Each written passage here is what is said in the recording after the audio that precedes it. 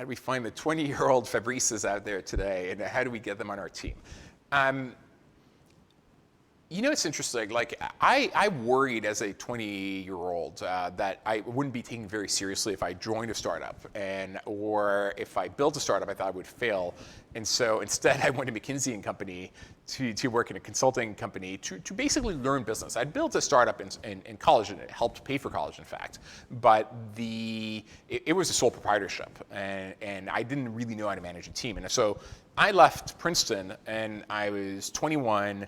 Yes, I was like top of my class, but I was super shy, introverted, socially awkward, didn't have the oral and written communication skills or public speaking skills that I thought I would need. And so McKinsey was kind of like business school, except they pay you. And that was super fun. And frankly, I learned a lot there, and I was really happy I did that. Now, today, it's so much cheaper and easier to launch a startup. I don't think there's a wrong path, which, by the way, goes to the nature of risk. Many people are afraid to become entrepreneurs because they're like, wait a minute, what happens if I fail? Now, there are many people who should not become entrepreneurs if they can't afford to fail. So if you have massive amounts of debt, if because of your personal life circumstances, you don't have a safety net, then it probably doesn't make sense to be a tech entrepreneur. But the reality is, if you went to a great school, you are going to be valued and valuable. And so, okay, you went bankrupt, you failed, you lost 2, 3, 4, 5 years of your life. Doesn't matter. You had an amazing time. The experiences you have are probably super relevant.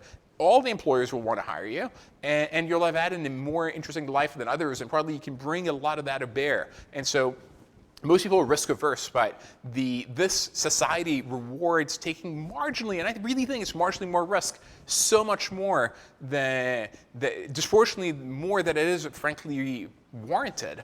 And if you take this little extra amount of risk, you can do so much better.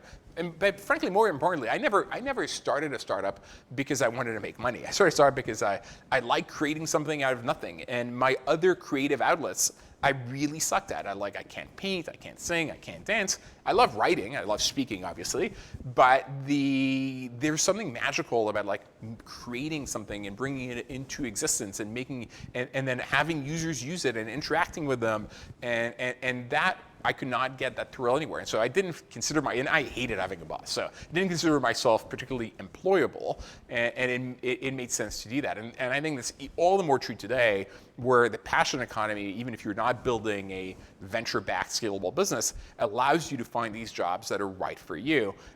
Whether you're on Cameo, if you're like a second or third tier celebrity, if you're selling things on Etsy, if you like to make things. And so it's extraordinary to be living in the world we live in today.